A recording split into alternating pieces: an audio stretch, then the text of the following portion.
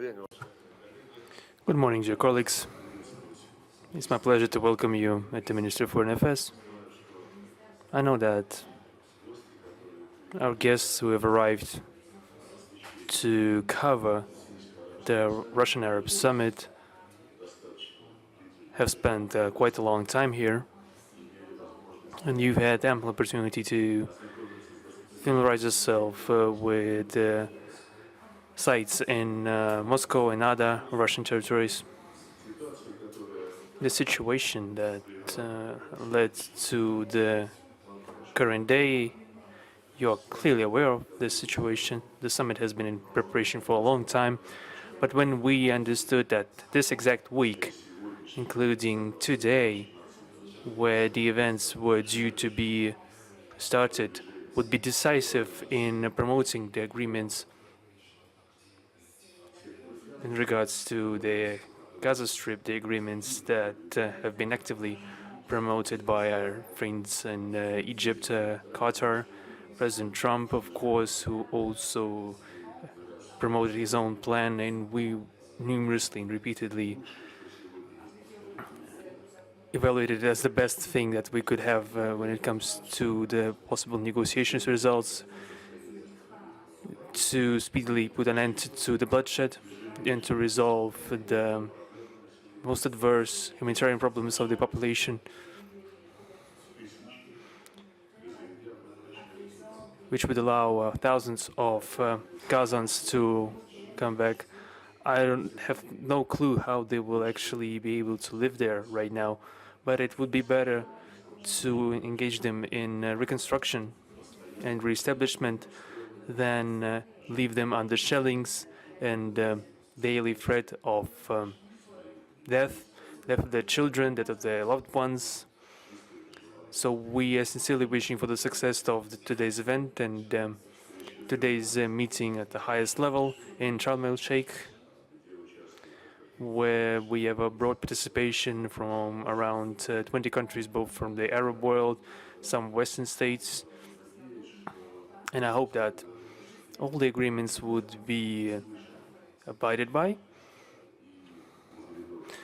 We hear from among the ranks of Hamas and from Tel Aviv some claims that not everything is ready yet, and there could be some possible returnals to the previous situation. So I hope that the forum, with the support of the President of Egypt, the United States, and the leadership of Qatar, Turkey, would not allow for such variants of the continuation of the situation, and that they would insist on the ceasefire and the necessity to abide by the obligations taken by Israel in regards to the line that the troops would be withdrawn to, and the restoration of this beautiful place, the Gaza, which suffered greatly in the post-war time. And of course, the long-term settlement of this problem is only possible when abiding by the UN decisions on the creation of the Palestinian state, and we've noted that the peace plan of Donald Trump, only the Gaza Strip is mentioned, and it mentions the statehood, but in some broad and general terms, and we still left with the task of making those terms more concrete in regards to what will happen with the West Bank, because the two-state decision presupposes the creation of a singular territorial single state with territorial integrity in the borders of 1967, and this is just some broad overview of how we're seeing the situation. But I would like to underline that, underscore that we still are abiding by all the obligations taken as part of the member of the international community. So the agreements in regards to the holding of a special, very important event on the Palestinian issue was the subject of negotiation between President Putin and the Prime Minister of Iraq as the acting chair of the Arab League, and they decided to postpone the event, and I'm sure that the summit will still take place as long as we understand what time frames are more convenient for the parties, and the outcome documents have been essentially finished, and we'll still have ample opportunity to meet when you will come once again to cover the summit specifically. But our relations with our Arab friends are sustainably developing. The Arab League has established itself and continues to reinforce its positions as one of the key platforms of the forming multipolar world, and it's an authoritative organization. It is actively participating in world affairs, in economy, in finances, and more and more often we see them contribute to the resolution of regional and broader political issues. We have a sustainable growth of trade turnover with the states of the League. It has surpassed 34 billion US dollars. This is not much compared to the trade turnover that the United States have with the Arab world and the China has with the Arab world, but this number, 34 billion US dollars, it is significantly bigger than the volume of trade turnover that existed 20 years ago between our countries. So we are on the right path. I assure you that we have a positive dynamic of growth. We have a lot of joint projects which concern not only energy, not only oil and gas. You know that we are cooperating in the framework of OPEC Plus, in the framework of the Gas Exporting Countries Forum, but we are still sharing our experience in the area of nuclear technologies, nuclear energy, non-energy applications of nuclear energy. And the flagship project, of course, is the building of construction of a first nuclear power plant in Egypt, in Al-Deba. Agriculture, we are also supplying agricultural produce and supporting our Arab partners. And of course, we have humanitarian contacts, which have become traditional since the Soviet times. We had established interaction with so many Arab states in the area of education. Thousands and thousands of students from the League countries were educated in our countries and continue to receive education based on the provision of yearly quotas from the government of the Russian Federation. Tourism is growing in both directions, actually, and both our nationals visit your countries with great pleasures, visit your tourist attractions. They visit the countries of the Arab world, and the citizens and nationals of the Arab world countries arrive to the Russian Federation too, and we are happy to host them. We are implementing large projects in the area of culture, intended to popularize the achievements in that regard in our countries. We received great feedback regarding the Russian seasons that we are holding in a whole range of countries, primarily in the Gulf countries. But this experience is in high demand in other avenues, and of course we were very happy that many countries, many representatives from the Arab world participated in the international song contest Intervision.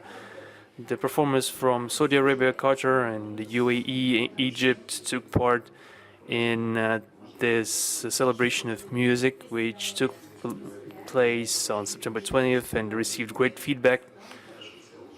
And our Saudi friends, as you know, have already arranged and invited everyone next year to their country to hold the next installment of this contest. And we wanted to greatly support this endeavor and ensure representative Russian participation. So that's it for my introductory remarks. we have garnered great experience in the last 20 or so years. This experience allowed us to take the best things out of relations from the Soviet times, and I would like to remind you that the Soviet Union was the first state that recognized the independence of the current Kingdom of Saudi Arabia. And the experience of those historical contexts helps us today, obviously, to be more confident in building our relations upon those established ties. And not everyone likes the partnership between Russia and the Arab world. There are some actors willing to play neo-colonial and colonial games, the divide and conquer games. We clearly know who has this habit, who still has this habit, but nevertheless, the main trend is the development of mutually beneficial relations based on the consideration of each other's interests and respect of each other's sovereignty and the solid balance of those interests. So I'm open to questions. Marina will be moderating, please.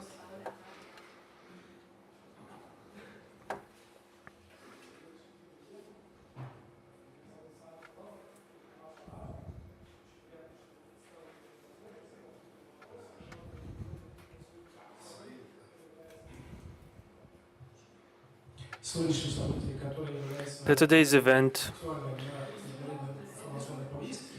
which is the most relevant international agenda, the Sharm el-Sheikh summit, I have the following question. You have generally were skeptical about the success of this format, and I have a question. How do you evaluate the success of the ceasefire agreement? And could this be turned into a full-fledged process of peaceful settlement between Israel and Palestine? And does Russia intend to be present or joining this process? And an additional question, I went through the list of countries who would take part in the peace summit in Sharm el-Sheikh today. More than 20 countries on different levels of representation, the heads of state, ministers, and even at the level of embassies. Even the Japanese ambassador was invited to the meeting. Why is Russia not part of this meeting, despite it playing an important mediatory role in this conflict in the framework of the Quartet and in different other formats and bilateral relations with Israel and Hamas, playing a positive role in the freeing of some of the hostages? Why is Russia not present in Sharm el-Sheikh today? I can only point out that the invitations were sent by the hosts of the event, namely the leadership of Egypt, which harmonized directions with other Arab stakeholders and also with the United States. The Sharm el-Sheikh summit, even the Prime Minister of Iraq was not invited to the summit, despite being the current chair of the Arab League. Regarding the ones who will participate, the Vice President of the United States, J.D. Vance, mentioned that the main burden of restoring Gaza will be borne by the Arab states. It is their hope. And Japan is also playing a part in the reconstruction of some territories suffering from military activity, and perhaps there's some sense to that. As for the Russian participation, we are ready to participate in all and every format. We mentioned the Quartet that was destroyed by the efforts of the Biden administration, and which underpinned some serious agreements, including the agreements made in 2004, 2005, or perhaps even earlier, agreements of 2001, where the roadmap was approved of the Quartet in the Security Council of the UN. which outlined all the steps necessary for the creation of the Palestinian state. In a space of 1 year, this process would be needed to be completed, and the quartet did a job. The UNSC adopted this plan and approved it, and everyone knows what followed. All the initiatives related to this topic met the same fate: the Madrid Principles of 1999, the Arab Peace Initiative of 2002, which were welcomed by everyone and which didn't lead to anything. So when you're asking us about the prospects of today's event and the prospects of all these efforts that we of course welcome, and that was mentioned by the president in Dushanbe. So we have a certain amount of skepticism, of course, because so many times we've seen all those hopes for peace and the prosperity of this region of the world being unfulfilled. Moreover, we hear from many sides some skeptical forecasts. I've just read the statement by Mr. Netanyahu that it isn't over yet. Israel still has a lot of enemies and they needed to be finished off. So you can call this skepticism, or perhaps rather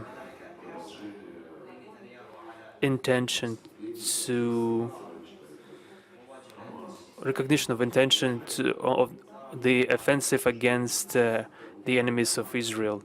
In Hamas, they also had some reservations regarding the turn of the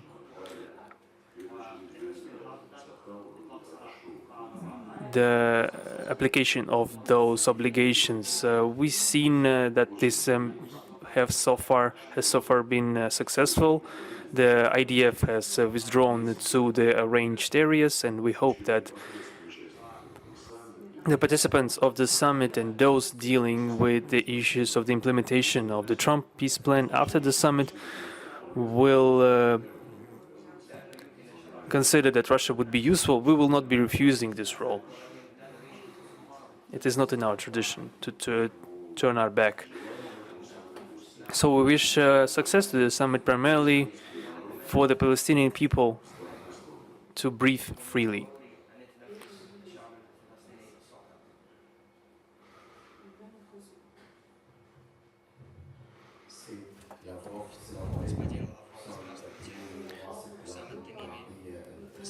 Mr. Lavrov, good morning. Representative of Ikhbarir, the official TV channel of Iraq.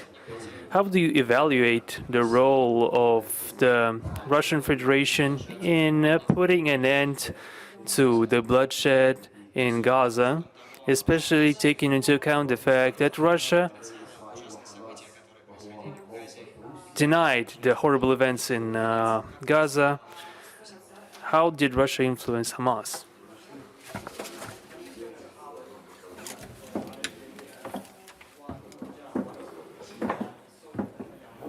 The first thing is just refusal of use of force, agree with a coexistence, peaceful coexistence, and this is unnecessary. Compromises in any conflicts, refusal from bloodshed, and each side should compromise, and the Arab countries, and that would be shown in initiatives of Qatar, Turkey, other countries, and following the results of the summit, they are going for compromises, and this is very important. And the other side, the Israeli side, we hope that they will understand the need for search of a balance. Not just setting objectives or targets, which would mean the elimination of any obstacles, despite the fact what your neighbors are thinking about this. And It's a very complex situation, difficult situation, but I just said that the root causes of this problem is the lack of the progress in establishing the Palestinian state. Even the growing regress in this process of creating a Palestinian state. I remember during my times in United Nations, probably 25 years ago, I talked to my Israeli colleagues and absolutely informally we tried just to understand how can we manage to find the way out of this situation, and I used to tell them on friendly terms that the most important thing for the region was for the security of Israel, including and security of other regional countries, was not settlement of the questions related the UN decisions on creating Palestinian state, including 80 years already. And my Israeli colleagues just told me that this is quite a simplistic position, and if one should think about in these terms, that would mean unsettlement of these conflicts. But the lack of unsettling this issue is the most fundamental factor which feed in the growing extremism in Arab world. Of course, when there was the outrageous act of terrorism on October 7th, 2023,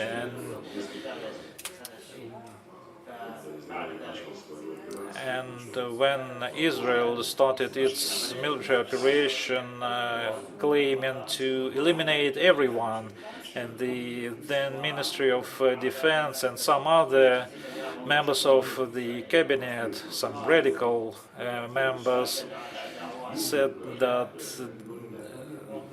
they claimed that there were no civilians there in the region, starting from the children of age 3, and we introduced for 5 times the draft resolution in Security Council. US side vetoed all these drafts, and the collective punishment of Palestinians continued. And once we talk about extremism, just imagine that not only one generation in the Gaza Strip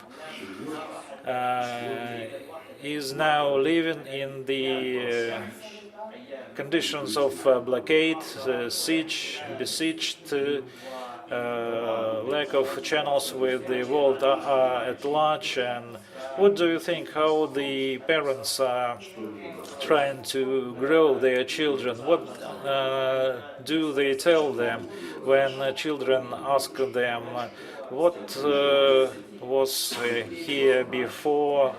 Who is my grandfather, grandmother? And of course in school they are going to be taught accordingly, and you believe that these children will be growing in the state of the utter happiness for the things that have been created for them. So there's no way but the creation of Palestinian state. How to do it, it's another question, but the mutual compromises are needed here. If President Trump's plan mentions the creation of Palestinian state, but it doesn't mention anything about West Bank. But if you look at the map of the West Bank, then you will see that beyond the illegal settlements, there is nothing else left there. And some would say that 2-3 municipalities should be established there for Palestinians, but it doesn't mean a state. And I don't believe that the creation of municipalities or quasi-state structures would be considered by Arab world and Palestinians in the first place as the satisfactory resolution of this 80-year drama. Some should have compromises, no doubt about this, and of course, world has been dragging on addressing this issue, just speeding up the creation of this state, and the quota roadmap mentioned by me 25 years ago would have been a solution to that. Last June, when there was the aggravation of the conflict and humanitarian situation in the Gaza sector, President Macron and Prime Minister Salma started saying that we are going to United Nations, and at the General Assembly we are going to recognize the Palestinian state. That was in June, and the General Assembly meetings were scheduled to start 3 months later. But if you decided to recognize the state, why should one wait for 3 months? Or they just hope that there would be nothing left after 3 months of bombings. Today I read the article of one politologist claiming that the West doesn't need independent Palestine, they need the ruled Palestine. I wouldn't like to believe in that, but judging by some actions of our Western colleagues, including British ones, they are going along this path, and the summit, in concluding, answering your question, summit, which is going to start today in Sharm el-Sheikh, is already convened on the basis of compromise basis, and initiators have already proposed some compromises, and we shouldn't play with the fate, but should implement what was suggested, just to stop bloodshed, address humanitarian aid situation, restoration of Gaza sector, and in parallel we need to start working out on the plan of the creation of the Palestinian state.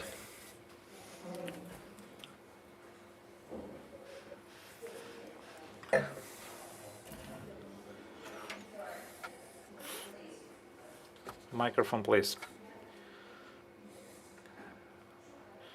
There's no mic. Thank you very much. First of all, I would like to represent myself at TV channel Al Jazeera from Algeria. There were several recognitions of the Palestinian state, and we do hope that Palestinian people could finally get security and independence. There were also questions on the Western Sahara. That applies to our country as well. What is the position of Russia to this end, especially in the light of attempts of Rabat to establish administrative authorities there? Our position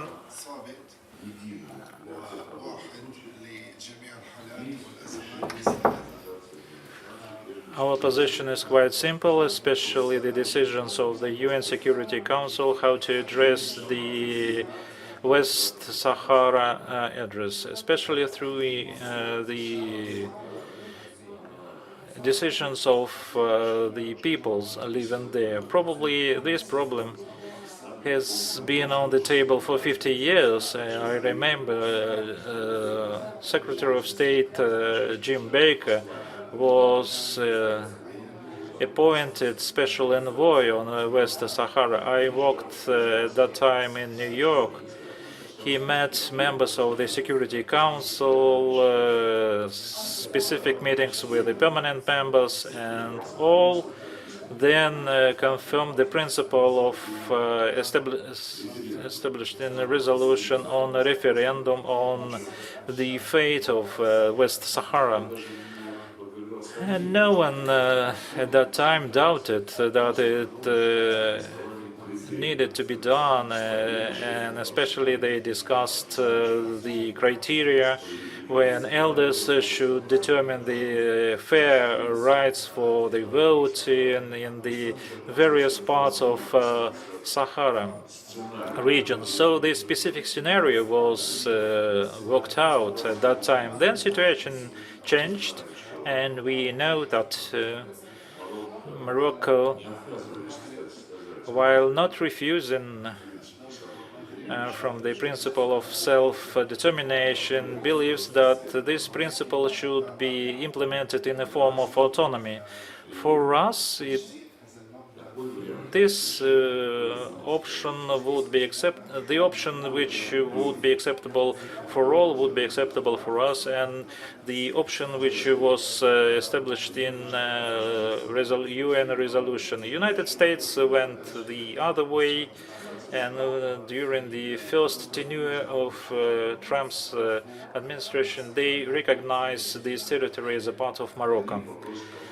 For them, this issue is closed. For us, it would be closed if not only one part, but all parties concerned indeed would feel that the decision was made on the fair balance of interests. The UN Security Council resolution is the only thing that we have now, and should we work out another UN resolution which would be based on other principles of settlement, then we would be prepared to discuss these initiatives if they are recognized by all stakeholders and parties involved.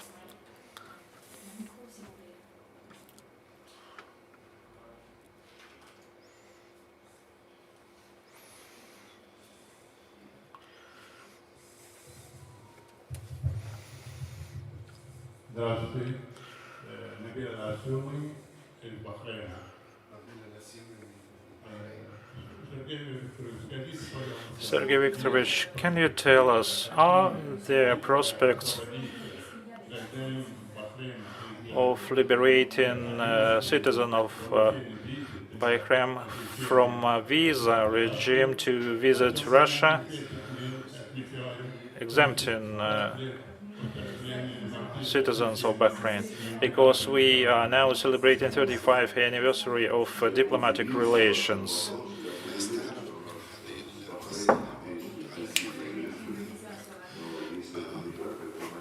I was surprised that we don't have it. Then this is the omission on our side and on the side of our colleagues from Bahrain. My colleague Sergei Vershinin, who is responsible for addressing these issues, I would like to ask to deal with that. Why we until now have to get visas to respective visits to our countries. We have wonderful relations in all spheres with Bahrain. Bahrain is a partner country in SCO, and it's quite attractive for tourists, Russian tourists, and the Russian Federation is also attractive for visiting from Bahrain. I believe we are going to deal with this issue.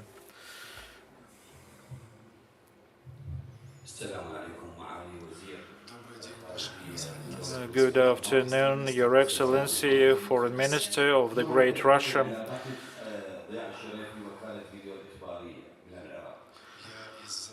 I'm from Alegbari TV channel, Iraq. My question is about trade relations between Russia and Iraq. Today we have specific mechanisms in place which were adopted by Moscow and Iraq for developing these relations. And the second question is your assessment of the situation in Iraq and what role is being played by North-South corridor in promoting the development of Iraq. Traditionally, we have established friendly relations with Iraq, and we played, I believe, quite a constructive role after the removal of Saddam Hussein's regime. Our colleagues especially those who demonstrate in a tube with the powder, poisonous powder, which later turned out to be a toothpaste. Tony Blair is now mentioned in the context of the processes that are being started in Sharm el-Sheikh, Council of Peace, a technocratic body to be settled, proposed by President Trump to manage to govern Gaza Strip, and it will be headed by Tony Blair.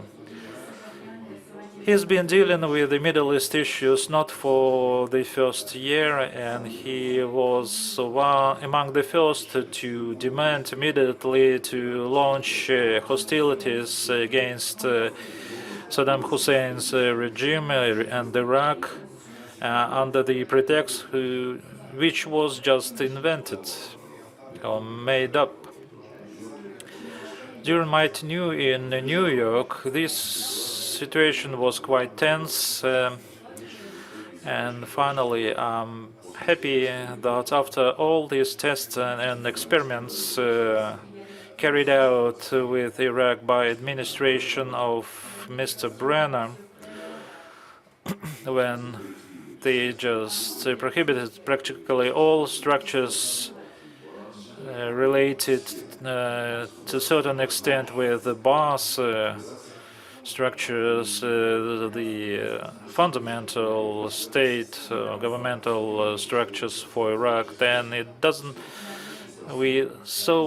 didn't preclude that the situation when many officers from Iraqi army turned out to be in the other side's forces, and the government of Mr. Sodani and his predecessors have been quite effectively restoring the national concord or court in the country, which is quite necessary for any country in the region, be it Syria or other countries.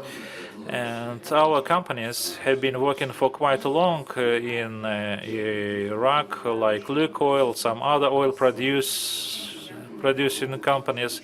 They pay taxes, ensuring stability of economic growth of the country, and to some extent, taking into account that our companies operating in Iraqi Kurdistan, they are helping create material basis for the national court.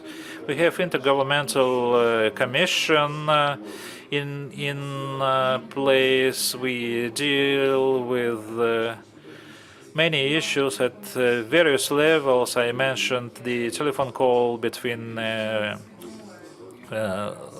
leaders of our countries. We met at the recent General Assembly meetings in New York, and so we can be quite satisfied with the level of progress in our relations, and probably we should look further.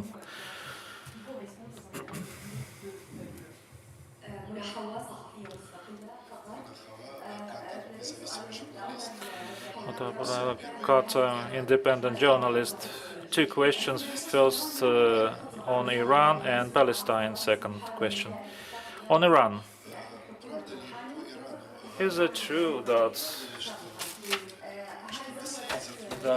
Russia made the implementation difficult, implementation of agreement, of discussion of agreement on peaceful atom? Did Russia supply S-400 systems? And the second question.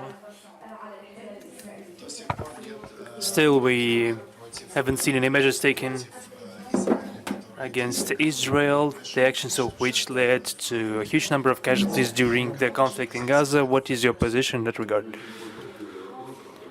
I didn't really get the first question. Perhaps the interpretation was a bit late. What were those arrangements regards to the Iranian peaceful atom. The first question concerned the fact that Russia previously has said that Russia has previously undermined the prospects of a nuclear deal during the times of Rouhani. It was mentioned by Javad Zarif.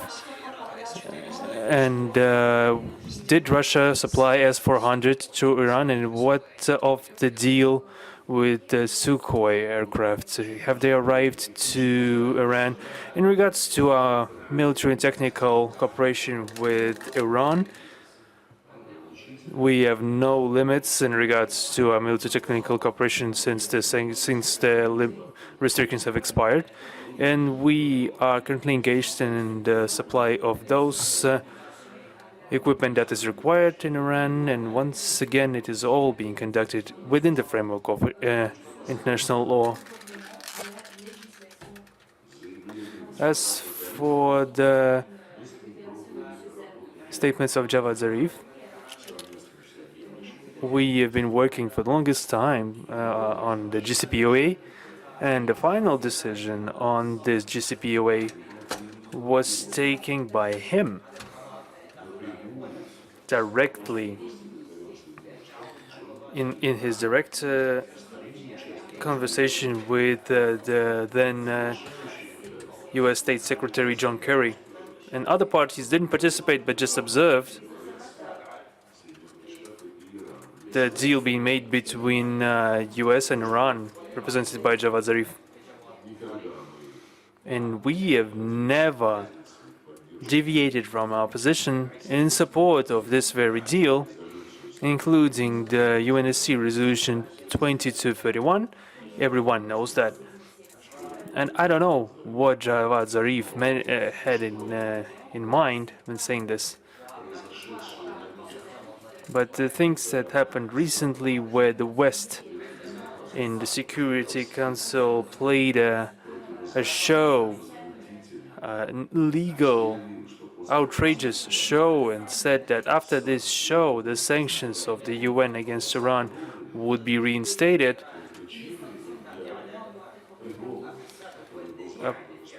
A pretext used by the West to,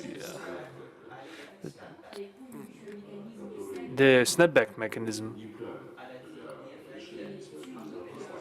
which is a unique thing for the UNSC, presupposing that any countries desiring to return some sanctions restrictions could initiate this process single-handedly. No one would be able to interfere.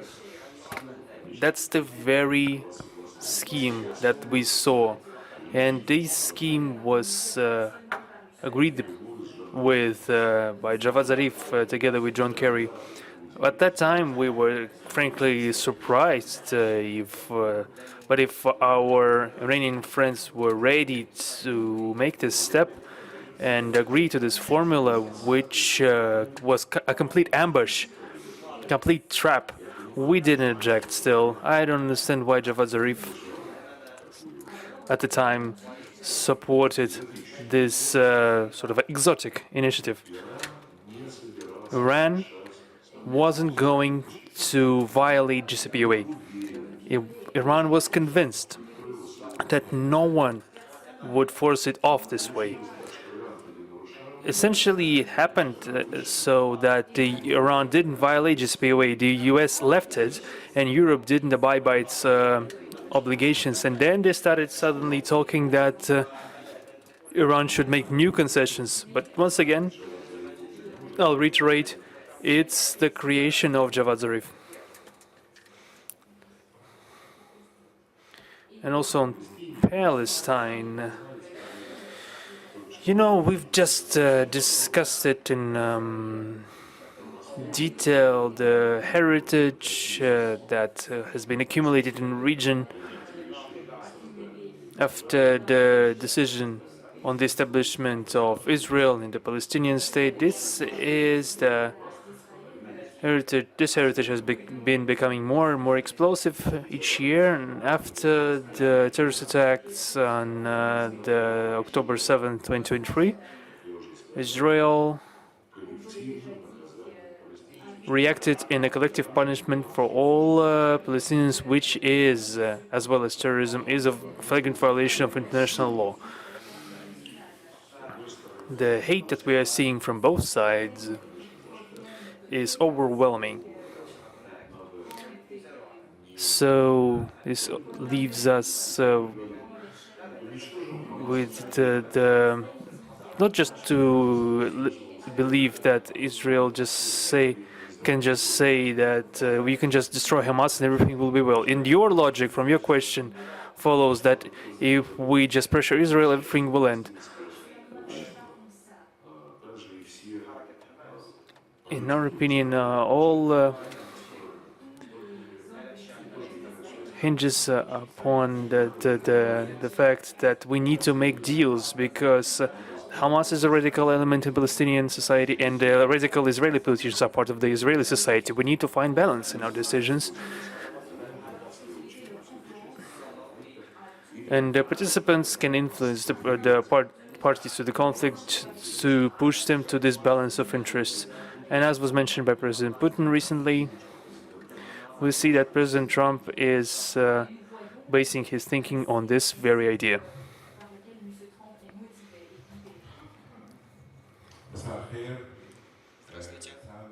Good morning, Sakhamir Yusuf, distinguished minister. As everyone knows, Syria experiences great violence and even genocide in different parts of the country, and especially in the coastal regions. We've seen some collective executions, kidnappings of children and women, and other horrible things. What does Russia do to put an end to such horrible practices and convince Ahmed al-Shara, the president of the transitional government, to put an end to this bloodshed? And how do you cooperate with Ahmed al-Shara after his seizure of power? And my second question, what is the future of the problems related to Bashar al-Assad? We have seen reports that there was attempt to poison him in Moscow. What is the possible results of this problem? Bashar al-Assad is safely with us on humanitarian grounds, and because he and his family were threatened with murder. We remember the fate of Muammar Gaddafi, which was such a pleasant surprise to Hillary Clinton at the time. She was extremely pleased at his physical destruction and was broadcasted live. And exclusively on humanitarian grounds, we provided shelter to Bashar al-Assad. He has no issues at the time, and everything is safe and sound for him. There have been no poisonings. If there were such rumors, I will leave them to those who spread them.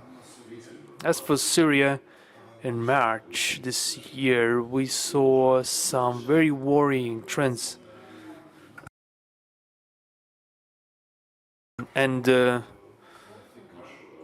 we provided the space in our airbase in Hmeimim for civilians and for some servicemen from the Syrian army to save them, to shelter them from the outburst of violence which was provoked back then, which was unprovoked actually at the time.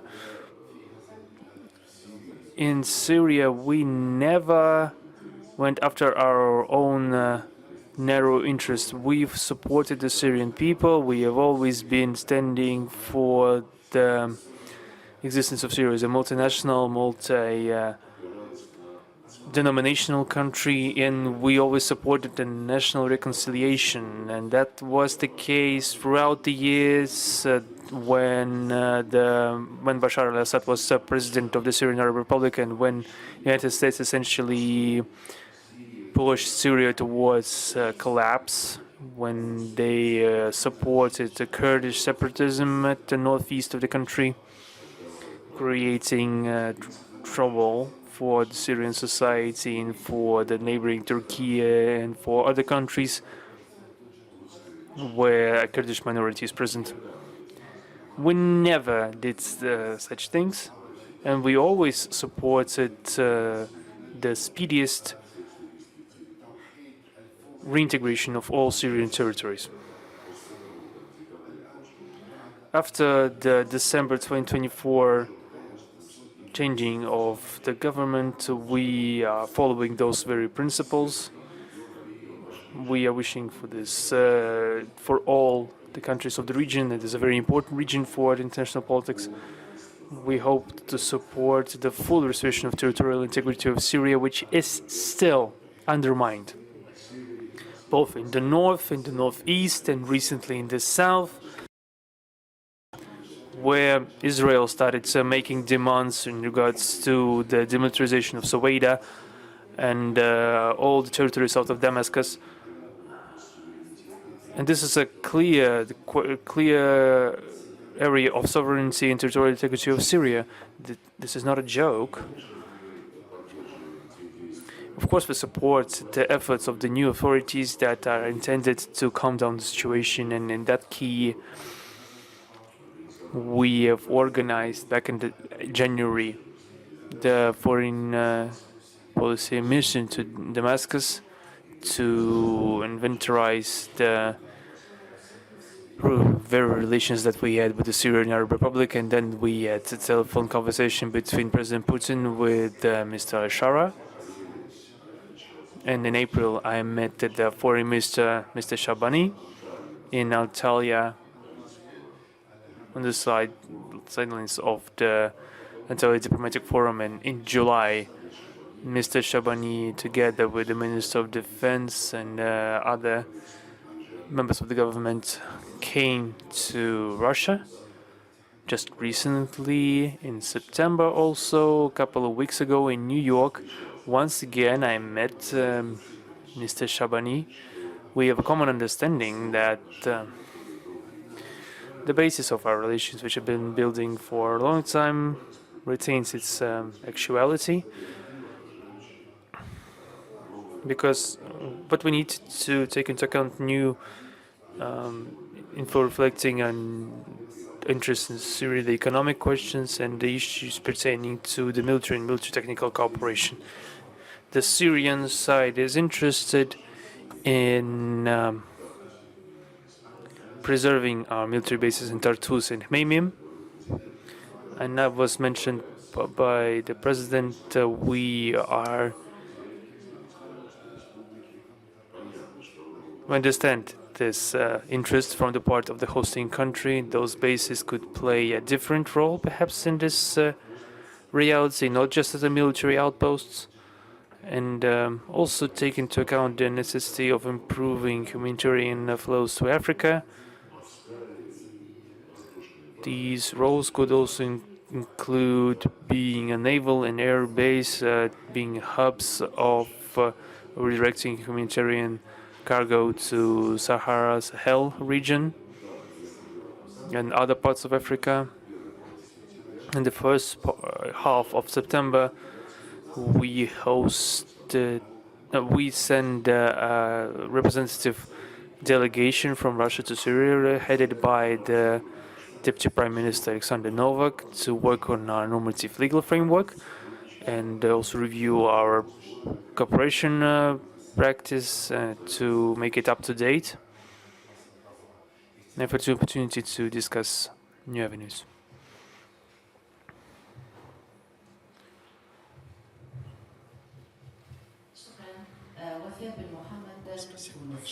Thank you very much, Madam bin Mohammed from Tunisia. Russian Arab Summit will be discussing the economic question related to the support of Arab countries. Will investments and partnership be discussed between Russia and Arab states? what countries are we talking about and what spheres are we talking about. We also know that Africa has a special place in Russia's foreign policy today. What is Russia doing to reinforce its position in the North African countries, including in Egypt or Tunisia? Thank you very much. We have, as I mentioned in my introductory remark, a sustainable progressive growth of economical relations with Arab countries. This concerns trade, investments, and if we talk about trade, we are cooperating in the world market of hydrocarbons in the framework of OPEC and OPEC Plus and gas exporting countries forum and being co-chairs of OPEC Plus meetings. And I would like to outline some agricultural shipments, including halal, grains, and other elementary products that our Arab friends are interested in. I mentioned tourism, industrial cooperation. There are some prospective projects in the area of nuclear energy, including the use of nuclear technologies in the area of medicine and agriculture.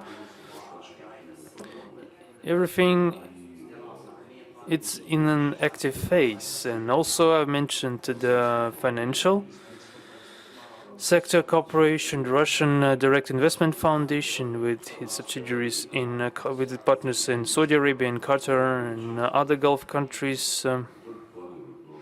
It's not just planning, but also implementing some joint projects on co-investments in the Russian Federation at with very good circumstances and providing great profit to our Arab friends. Was there anything else to the question? Yes, the economy questions. We have good prospects.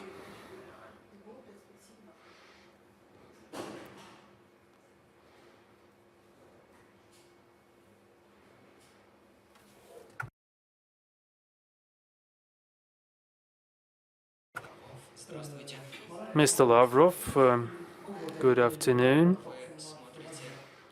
How do you see the creation of international mechanism on the ensuring the ceasefire in Gaza? I'm playing a mediatory role between Iraq and Kuwait regarding Khor Abdullah question. Are you planning some visa exemptions for Kuwaiti citizens, as was the case in Saudi Arabia and other countries?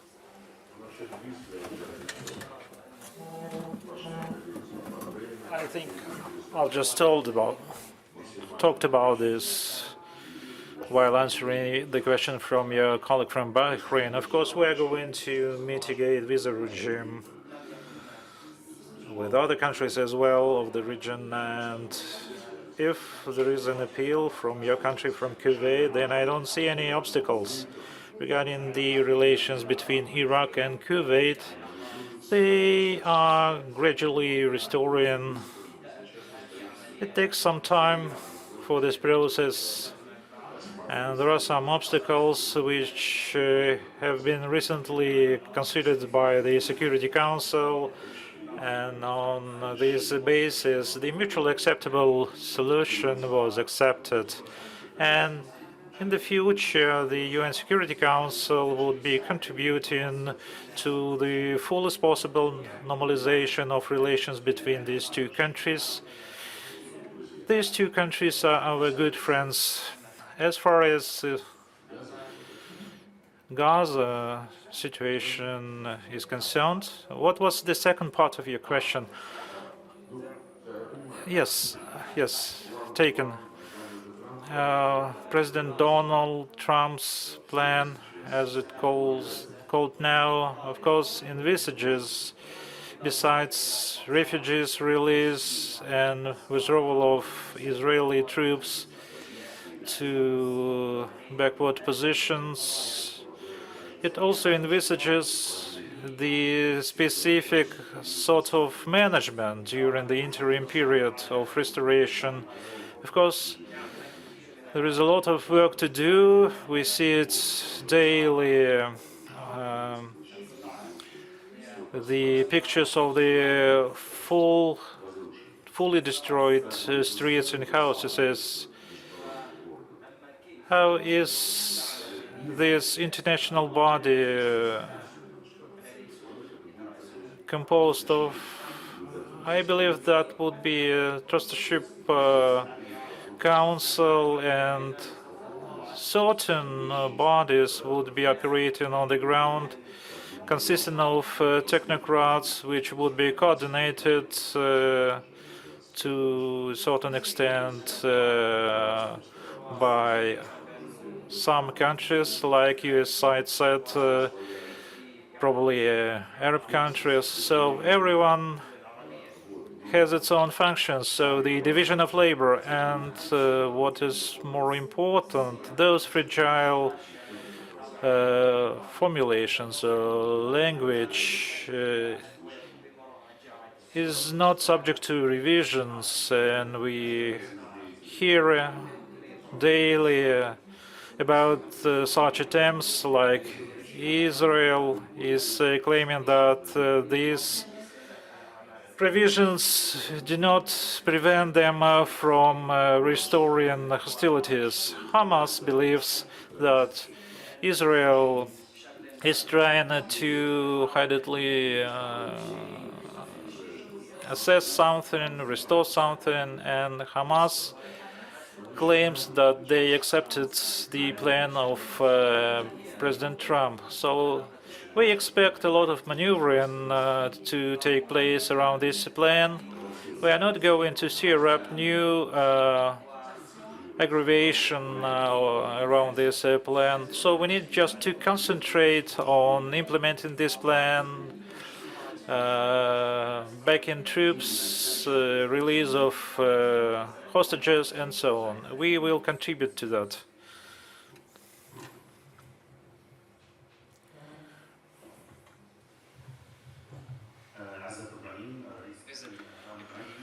Is it Ibrahim,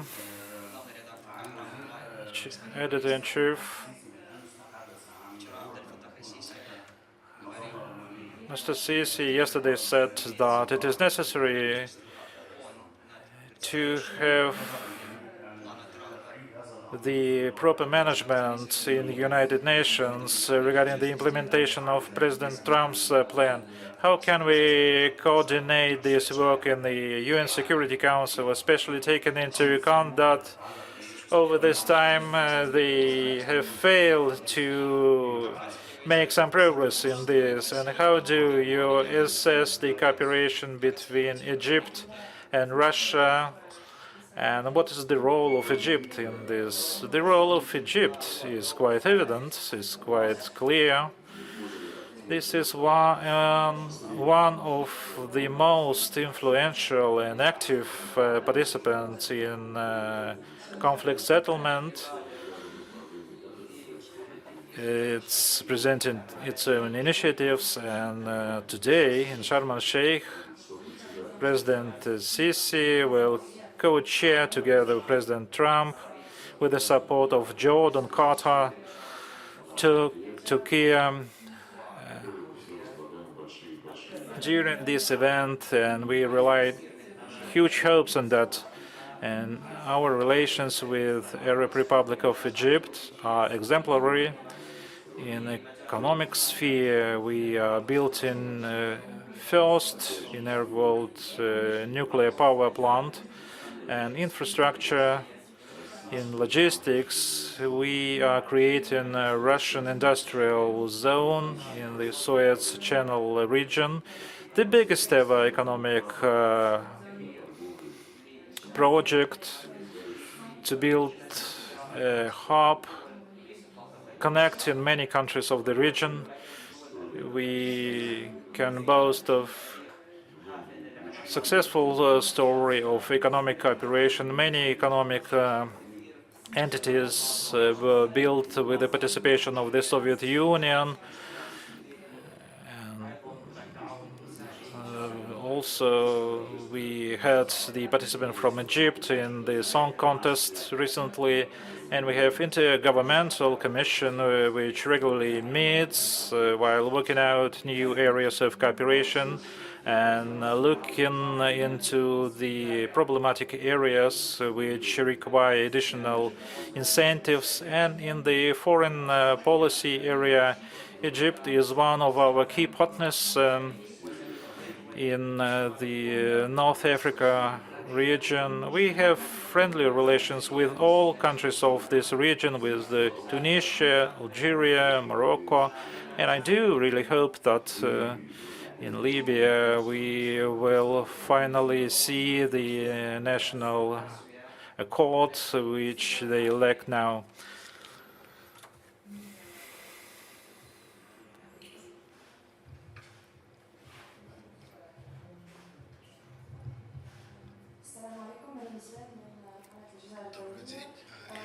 Good afternoon, international Algerian TV channel. Many countries of Africa, like Saheli region, are afraid of the presence of African militaries, which could influence the domestic affairs of these countries. What do you think? Is it possible? And would this African presence can commit some military crimes? You just diligently read what is written in your paper. This African military corps is the part of the Russian military Ministry of Defense, and the presence is quite stable and diligent. If you have any facts, then you should present them. Otherwise, we can regard this as the attempts to put blames on Russia in all deadly sins. You said that their presence could have some concerns for the neighboring countries. If you mean Mali, then our military is working there, are present there at the request, official request of the government of this country. We know about the tensions which exist between our friends in Algeria and Mali. These tensions are rooted in colonial times,